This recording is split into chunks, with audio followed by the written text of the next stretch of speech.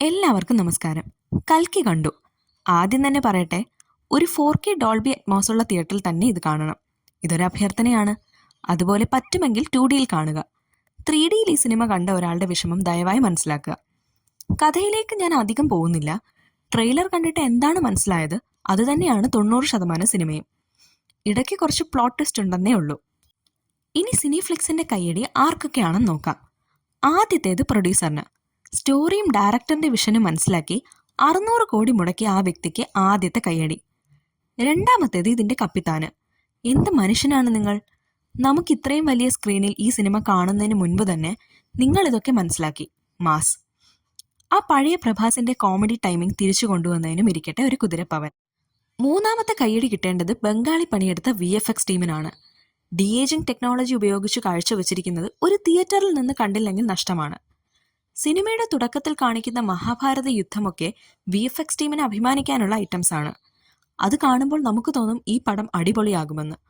അവസാനം വരെ ആ പ്രതീക്ഷ തെറ്റിച്ചിട്ടില്ല കൽക്കി. ഡയലോഗ് റൈറ്ററിനും ഒരു പൂമാല തന്നെ ഇട്ടുകൊടുക്കണം. സ്ഥിരം കേൾക്കുന്ന ക്ലീഷേ ഡയലോഗിൽ കുറച്ച് ഹ്യൂമർ ചേർത്തൊരു പരിപാടിയുണ്ട്. അത് അടിപൊളി. ഡബ്ബിംഗ് ആർട്ടിസ്റ്റ് നിങ്ങൾ കൊലമാസാണ്. ബുജി എന്ന AI വോയിസ് ചെയ്ത് കീർത്തി സുരേഷ് ഞെട്ടിച്ചു കളഞ്ഞു. പുള്ളിക്കാരി ഇതൊരു ഫുൾ ടൈം ജോബായി എടുത്താൽ നന്നായിരിക്കും. അമിതാഭ് ബച്ചനും പ്രഭാസിനും ഒക്കെ കൊടുത്തിട്ടുള്ള വോയിസ് ഒരു രക്ഷയുമില്ലായിരുന്നു. മലയാളം വേർഷനാണ് ഞാൻ കണ്ടത്. ഒരു കുറവും അതിൽ ഫീൽ ചെയ്തിട്ടില്ല. കാസ്റ്റ് എല്ലാം നന്നായിരുന്നു. പാൻ ഇന്ത്യൻ മൂവി ആയതുകൊണ്ട് ഒരുവിധം നല്ല രീതിയിൽ എല്ലായിടത്തു നിന്നും ആളുകളെ ഇറക്കിയിട്ടുണ്ട്. പ്രഭാസ് ഇടയ്ക്ക് ഒന്ന് ഓവറാകാൻ ശ്രമിച്ചിട്ടുണ്ടെങ്കിലും ഡയറക്ടർ ചെവിക്ക് പിടിച്ച് തിരിച്ച് താഴെ കൊണ്ടുവന്നിട്ടുണ്ട്. ദീപികയും അമിതാഭ് ബച്ചനും രണ്ടുപേരും നല്ലതായിരുന്നു. കമൽഹാസന്റെ റോള് കമ്പാരിറ്റീവ്ലി കുറവാണെങ്കിലും സെക്കൻഡ് പാർട്ട് നയിക്കാൻ പോകുന്നത് പുള്ളിക്കാരനായിരിക്കും എന്ന ഹിന്റ് തന്നിട്ടാണ് മൂവി അവസാനിക്കുന്നത്. കയ്യടി മാത്രമല്ല, കുറച്ചൊക്കെ പോരായ്മകളും ഉണ്ട്. ഉണ്ടാകണമല്ലോ. 3 മണിക്കൂറുള്ള ഈ സിനിമയുടെ സ്ക്രീൻ പ്ലേ ഫസ്റ്റ് ഹാഫിൽ ഒരാളും സെക്കൻഡ് ഹാഫ് വേറൊരാളും എഴുതിയതുപോലുണ്ട്. പുതിയൊരു യൂണിവേഴ്സ് ബിൽഡ് ചെയ്യാനും ക്യാരക്ടേഴ്സ് എസ്റ്റാബ്ലിഷ് ചെയ്യാനും എസ്പെഷ്യലി പ്രഭാസിന്റെ നായക കഥാപാത്രത്തോട് ഒരിഷ്ടം നമ്മുടെ ഉള്ളിൽ തോന്നിപ്പിക്കാൻ സ്ക്രിപ്റ്റ് നല്ല രീതിയിൽ കഷ്ടപ്പെടുന്നുണ്ട്.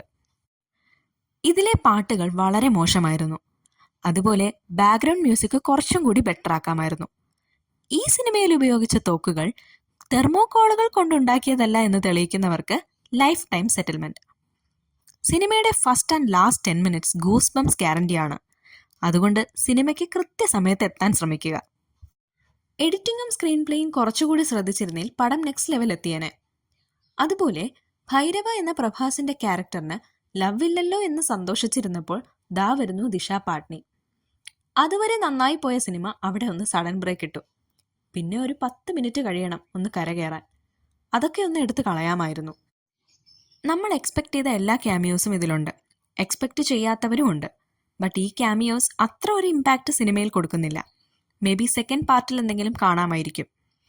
എന്തൊക്കെയായാലും കൂട്ടുകാരും ഫാമിലിയുമായി നല്ല ചൂട് പോപ്കോണും വാങ്ങി ത്രില്ലടിച്ച് കാണാവുന്ന ഒരു സിനിമ തന്നെയാണ് കൽക്കി.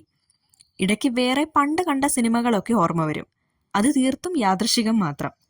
സിനിഫ്ലിക്സ് റെക്കമെൻഡ്സ്.